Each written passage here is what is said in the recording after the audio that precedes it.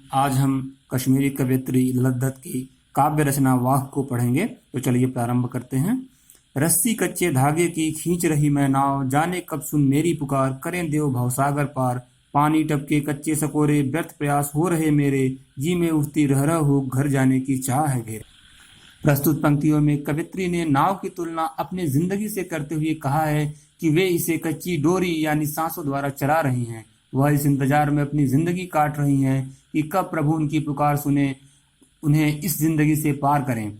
उन्होंने अपने शरीर की तुलना मिट्टी के कच्चे ढांचे से करते हुए कहा कि उसे नित्य पानी टपक रहा है, यानी प्रत्येक दिन उनकी उम्र कम होती जा रही है। उनके प्रभु मिलन के लिए किए गए सारे प्रयास व्यर्थ होते जा रहे हैं। उनकी मिलने की व्याकुलता बढ़ती जा रही है। असफलता प्राप्त होने से उनको ग्लानि हो रही है। उन्हें प्रभु की शरण में जाने की चाहत घेरे हुए है। दूसरा, खा खा कर कुछ पाएगा नहीं, न खाकर बनेगा अहंकारी, सम खा तभी होगा संभावी, खुलेगी शांकल बंद द्वार की।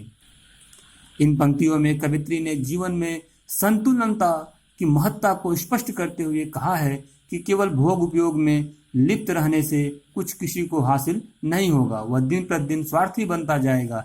जिस दिन उसने स्वार्थ का त्याग कर त्यागी बन गया तो वह अहंकारी बन जाएगा, जिस कारण उसका विनाश हो जाएगा। अगली पंक्तियों में कवयित्री ने संतुलन पे जोर डालते हुए कहा है कि न तो व्यक्ति को ज्यादा भोग करना चाहिए, न ही त्याग।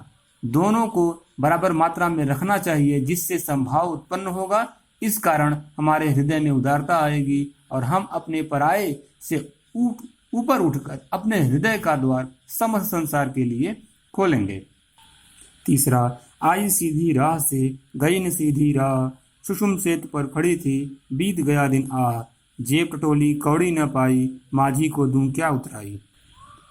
इन पंक्तियों में कवयित्री ने अपने पश्चाताप को उजागर किया है। अपने द्वारा परमात्मा से मिलान के लिए सामान्य भक्ति मार्ग को न अपनाकर हठ योग का सहारा लिया, अर्थात उसने भक्ति रूपी सीढ़ी को न चढ़कर कुंडलिनी योग को जागृत कर परमात्मा और अपने बीच सीधे तौर पर सेतु बनाना चाहती थी, परंतु वह अपने इस प्रयास में लगातार असफल होती रही और साथ में आयु भी बढ़ती गई। जब उसने अपनी गलती का एहसास किया तब तक बहुत देर हो चुकी थी और उसकी जीवन की संध्या नजदीक आ गई थी, अर्थात उसकी मृत्यु करीब थी। जब उसने अपनी जिंदगी का लेखा जोखा किया तो पाया कि वह बहुत दरिद्र है। उसने अपने जीवन में कुछ सफलता नहीं पाया या कोई पुण्य काम नहीं किया और अब उसके पास कुछ करने का समय भी नहीं है। अब तो उसे परमात्मा से मिलने हेतु भक्ति भव सागर के पार जाना ही होगा। पार जाने के लिए परमात्मा जब उससे पार उतराई के रूप में उसके पुण्य कर्म मांगेंगे तो वह ईश्वर को क्या मुंह दिखाएगी और उन्हें क्या देगी, क्योंकि उसने तो अपनी पूरी जिंदगी ही हठ योग में बिता दिया। उसने अपनी जिंदगी में ना कोई पुण्य कर्म कमाया और ना ही कोई उदारता दिखाई। अब कवयित्री अपने इस अवस्था पर पूर्ण पछतावा पछता रही है, पर इससे अब कोई मोल नहीं, क्योंकि जो समय एक बार चला जाता है वह वापस नहीं आता। अब पछतावा के अलावा वह कुछ नहीं कर सकती।